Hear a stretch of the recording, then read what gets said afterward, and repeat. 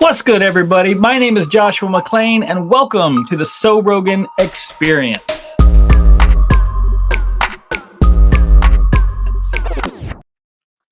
Oh boy, the greatest guest of the century is about to join the Sew Rogan Experience. I have literally saved the best for first. Hi, Mom. Hey, sweetie. What a wonderful introduction. You like that?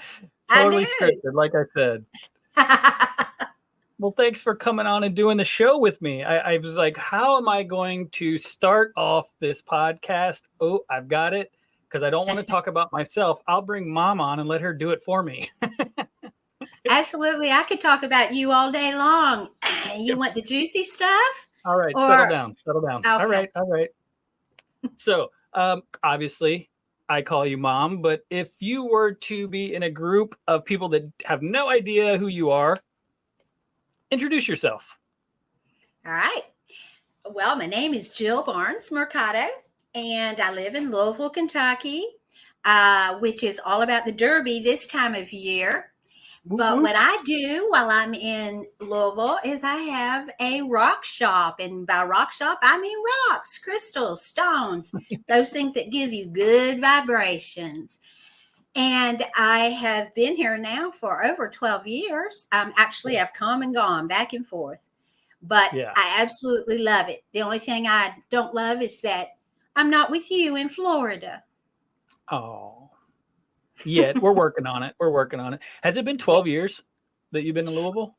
I have been here longer than 12 years. This time around, I'm going on 10 years this time around. Okay, yeah. People ask me all the time, how long were you in Louisville? And same thing, I'm like, I actually don't know because I left and I was like, I kept leaving, but then I kept coming back because it's awesome. I love Louisville. It's an awesome city. It is. Yeah, it is. Yeah, and your rock shop. So, and I tell people all the time because they walk by and they see the gorgeous amethyst that you gave me. And I mean, it's massive. And people are like, whoa, where'd you get that? I was like, Louisville Rock Shop. Yes. Can they buy one? Yeah. If they come to Kentucky and pick it up, they sure can. Yeah, you're not shipping it. That thing, whew, it was so heavy. It's gorgeous. Heavy.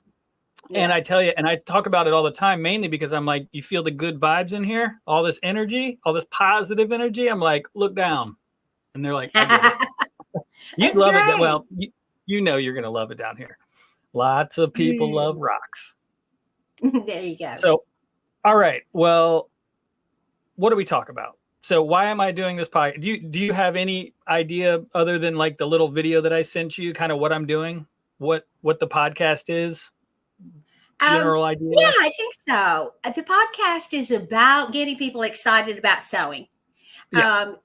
Yes, you own a beautiful, fabulous quilt shop, Cut Up and Sew. But it's not just a quilt shop. It's about the fabric that you bring in. And that's what excites me about sewing. It's the creative. I am not a quilter. I am not that meticulous. I'm a free spirit. I taught dance. I do rocks, but I love to sew. So when I come and visit Cut Up and Sew, I get to pick some fabulous fabrics. And then I bring them home and I start creating. But what I create are pictures. I create abstracts, basically. I'm not wonderful artist that you are. And let me tell you right now, this guy is an artist. And so much so that he develops his artistic creations in sewing, in the fabrics he chooses, in the person that he is. Should I go on? I could keep going. No. I didn't realize. Okay, I'm going to have to take a lot of compliments. Thanks, Mom. But, so you actually hit something on the head. People go, how'd you get into the sewing industry? They're like, why do you own Cut Up and Sew? Especially my friends who don't understand the quilting world. Right. And by the way, yes, you're an artist and you make technically a quilt. So you're technically an art quilter. But that terminology is so broad. So I know some people are going to go, well, it's not a traditional quilt. Well, you're right, but it's art, and the actual technique is you're putting fabric together, making a That's true. That's quilt. true. And I do call you up for tidbits all the time. How do I get this to go on here? And you tell me. And I so, yeah, try my best. that's true. Yeah. But so I've always been, I guess, creative, would you say? Like, I was always drawn to art. I love drawing. And so I went through school, and that's what I went to college for. And so it was natural for me to fall in love with the sewing industry. But I'm not a traditional quilter. I don't like sewing straight lines. I don't like math. I don't like piecing. But this is all creatives. And so that's why you get the same reaction I get when you go into the shop and you see the fabric, because you're inspired. You're like, what can I do with this? And so it's so easy to get just excited about it. Absolutely. Yeah. And so, you aren't if you were to talk to 10 of my customers and compare them to yourself, I guess technically you wouldn't be grouped into the terminology of sewer per se, but you have sewn forever, right? I mean, didn't you? I don't vaguely remember, but like, you've sewn since what? How old? Did your mom sew? Did grandma sew? No, Okay. neither my mom I don't remember or that. grandmother sewed.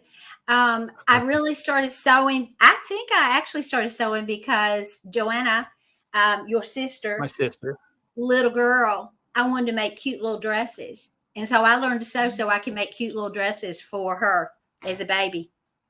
Okay. Yeah. See, I don't remember like a sewing machine being in our home growing up. That's why I was, and I know we moved around a lot, but that's why I was like, I wondered when you actually started sewing. But for as long as I can remember, you've had that sewing machine, and we got you a sewing machine for Christmas, I think, one year. Yep. Right? Yeah. Right? Yeah. The one I have upstairs now, you mean? It might have been my second one you got me. I'm not sure. But I really need to upgrade you. I'm sorry. I'll publicly admit I need to upgrade you. Did you all hear that? I heard that. Yes. I know. It's recorded. I see your live casts all the time with all these fabulous machines and everything they can do. And I'm like, wow, it's okay. I'll go back to my little roll the wheel. It's okay. It's not a roller wheel. Oh, okay. So this podcast is not going to be about technical terminology. we're just going to call it the roller wheel next to the thingy connected to the.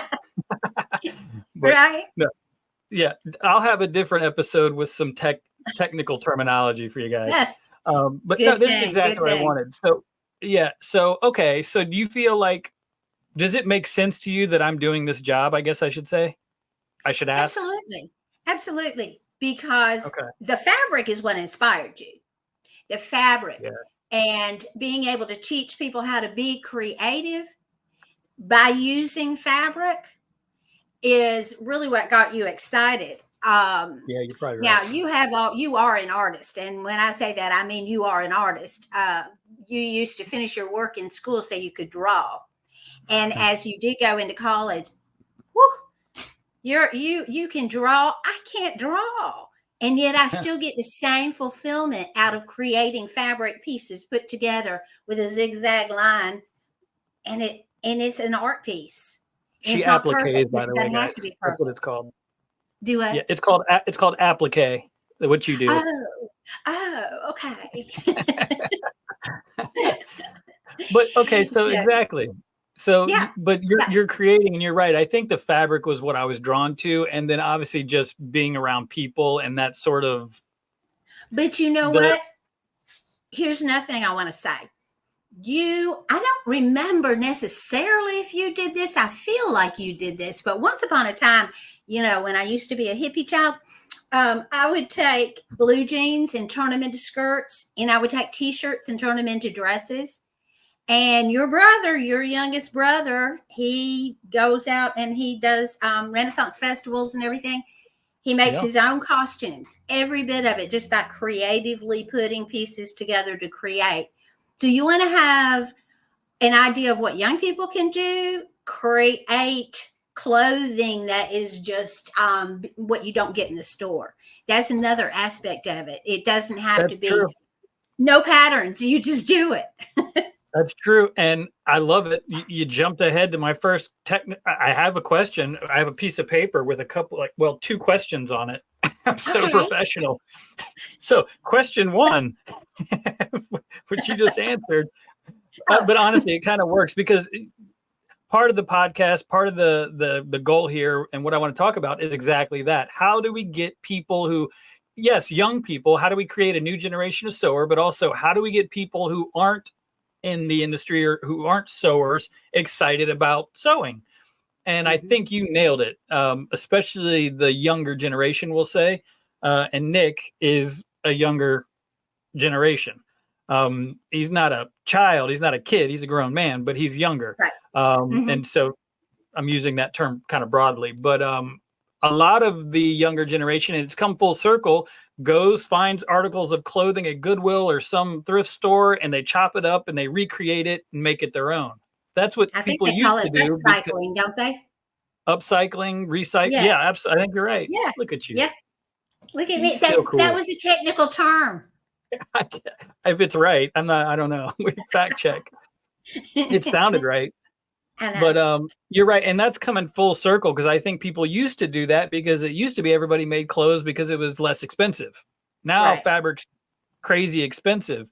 But what Nick does is the reenactments and the cosplay, that's huge. So that's probably a great answer to the question, getting people excited. Well, it's not just quilting.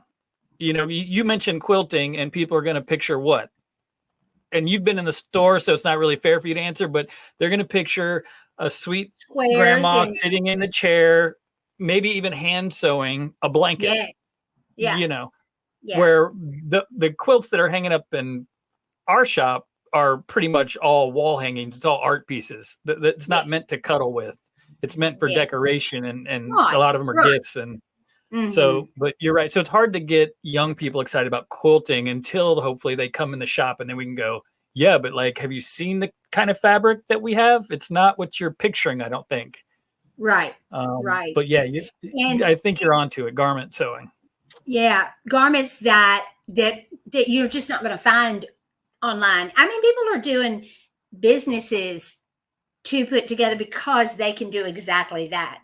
So why not offer it to people, especially you live in Florida, if they want to come by there and pick up these fabulous fabrics and create flowy things to wear to the beach. I mean, that's great. That's a perfect place to do it.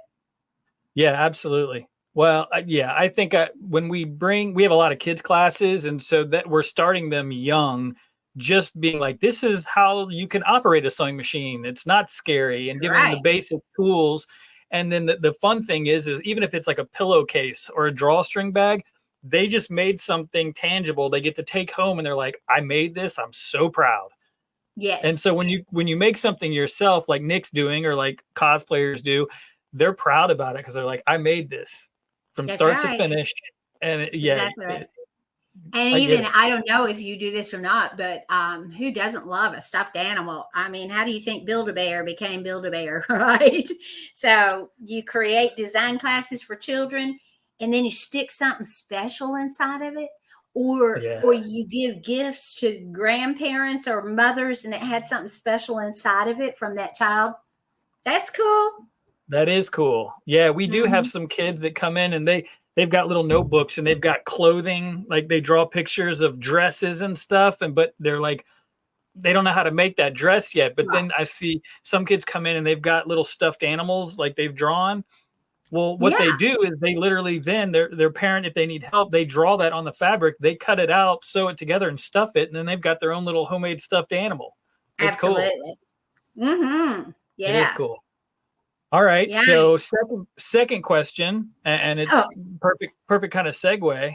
I know you're not technically in and around the sewing industry that much, but you've been to my shop. You kind of see what's out there. So, and you've seen how crazy some of these machines are now.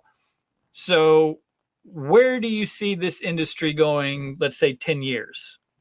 Is there any, and I'll add to that question. Some people fear that because it's an old industry, people are going to age out. that it's not being passed down to generations. So do you think there's any chance of this industry disappearing? Do you think it's, just getting revved up? Are we going to be controlled by robots? What do you have any, what do you think? If you had to guess. Okay. I am old school because I'm kind of old. Yeah. Mom, you're not old. I own a quilt shop. Trust me, you're not old. And I love hands-on. Okay. But young people like technology. And as I come into your shop and I look at these machines, I look at just like I look at Twitter. What?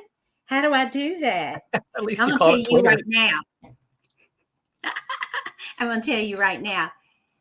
You guys teach so good about every machine you have. I happened to be there visiting when somebody bought a machine, came in for a class on how to use it. And I was so interested in watching you do that I was like, you could teach me how to do that. You could actually, okay, so technology, these machines have so much technology that, we didn't have. There was no choice. There are choices now. Young people like technology. Okay. Yeah. The machines are going to keep growing in that same way. But sewing is also about designing and putting it together. You don't want to take it out where you just put the, I pick the fabric, there it is, go make it for me. The sewing is hands-on.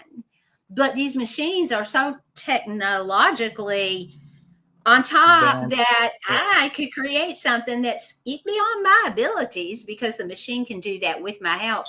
And I think it's going to keep going that way. And I think young people are going to ask what they want and use fabric. And that's the point. It goes back to the fabric. It's about holding that fabric. And it's about putting the fabric together into design. The machines just make it easier and they're going to look better than what I do. Okay. So first of all, you're hired because I have that conversation every day. People go, oh, no, I don't want, that thing has a tablet on it. Or they say that thing has an iPad on it. It's like, well, okay, yeah. But, and I always use the reference or the analogy. Okay, you have a microwave at home, right? You push buttons and things happen. You have a phone, you walk around with a computer, you figured out how to use it, and actually it's made life easier. Same thing. Don't be scared of the technology, embrace it. So you actually touched on something that is so obvious that I need to talk about it more. Kids, my 5-year-old son picks up my computer, my phone, my iPad, and bloop, bloop, bloop, bloop, bloop. No problem. I didn't have to teach him how to do that. They just get it. Right.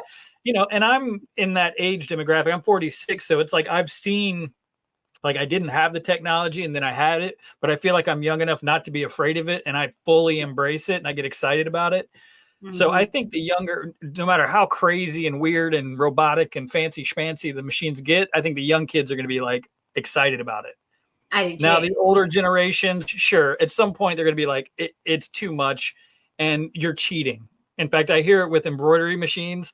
They're like, you made this? And I'm like, I sure did. I pushed that button and the thing, but I chose the colors.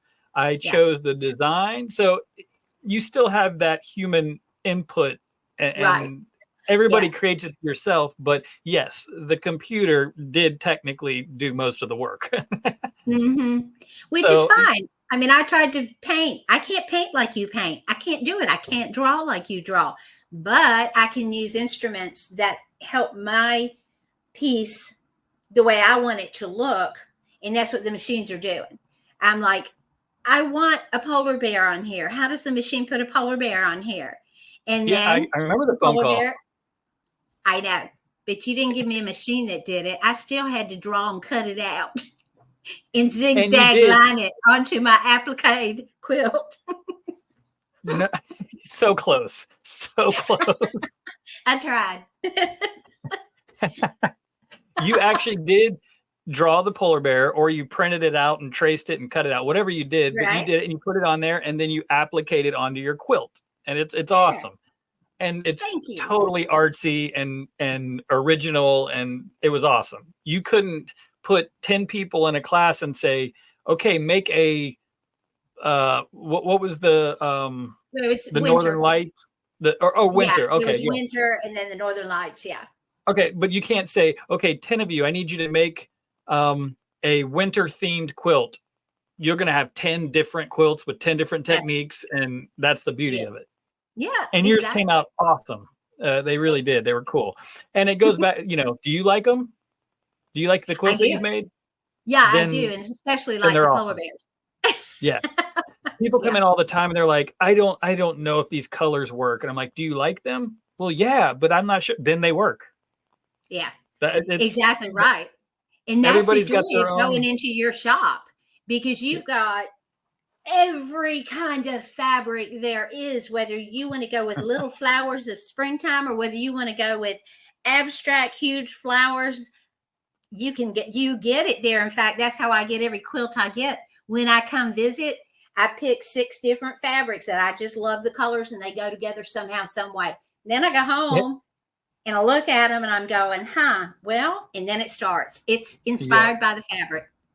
That's exactly right. And as much as I really appreciate you keep giving me all the compliments about our shop here, I'm not the only one that does this. So if you're in California or wherever, you're my only son that does this. So I have to go back to you. And I'm biased, so I'm going to say that we have the best taste. But but there are hopefully people see this who aren't in Palm Coast, Florida, and so the idea that you can go into a bazillion different quilt shops and have a different energy, a different vibe, a different flavor, different fabric choices based on what they like is part of the fun. So I get some pretty out there, bizarre, modern-ish fabric, and the people that like my taste or want to think outside the box maybe are drawn to this store.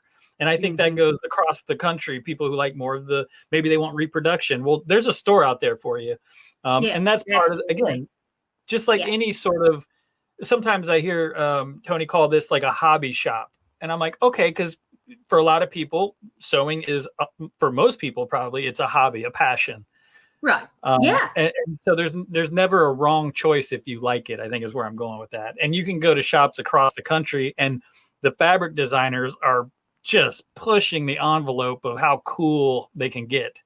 And I can't wait to see, honestly, that's one of the things. And I can't wait to talk to like maybe somebody in the design or a designer or somebody in the fabric industry, because when are they going to say, whoa, that's a little too weird? I mean, I hope never, because we're changing concept, but I mean, the Bigfoot fabric that we just got sold out because everybody loved it. And I never in a million years thought that that would work.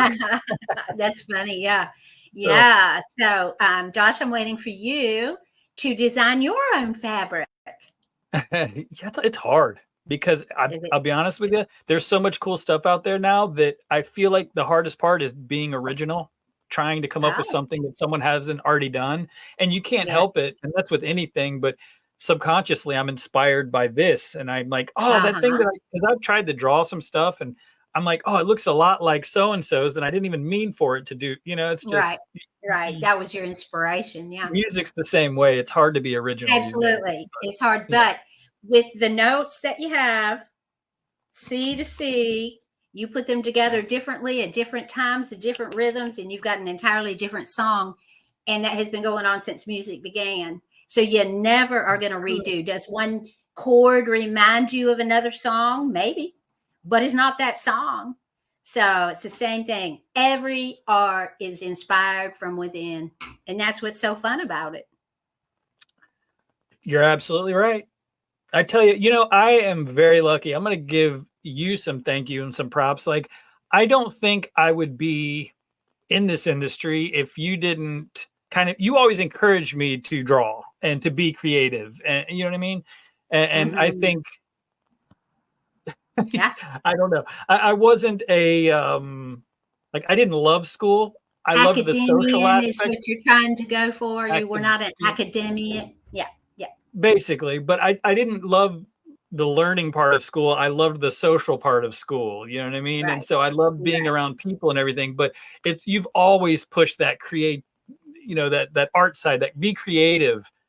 do your own thing. You know what I mean? Try things. Mm-hmm. And I Mm-hmm. think I'm fortunate for that. This is a pretty awesome industry. I mean, I'm super biased because I'm in it, but I don't think there's many jobs out there that allow you to utilize what you Right. kind of grew up loving. You know what I mean? Yeah, It's absolutely. It's a I say privilege. I say it Yeah. all the time. I'm super blessed, and I say it all the time, man. This is the first job I've ever had where I can actually utilize art. I Yeah. mean, I mean, Yeah. truthfully. Mm-hmm. So thanks Yeah, for that's letting me great. be weird and creative and stuff. I mean, it's Absolutely. I'm so glad you're weird. It makes me feel better. maybe I should have said unique. We, That's a yeah, better word. I'll take weird. Weird, We're weirdly unique. wonderfully weird. I'll Oh, take it. wonderfully weird. Okay. So, all right.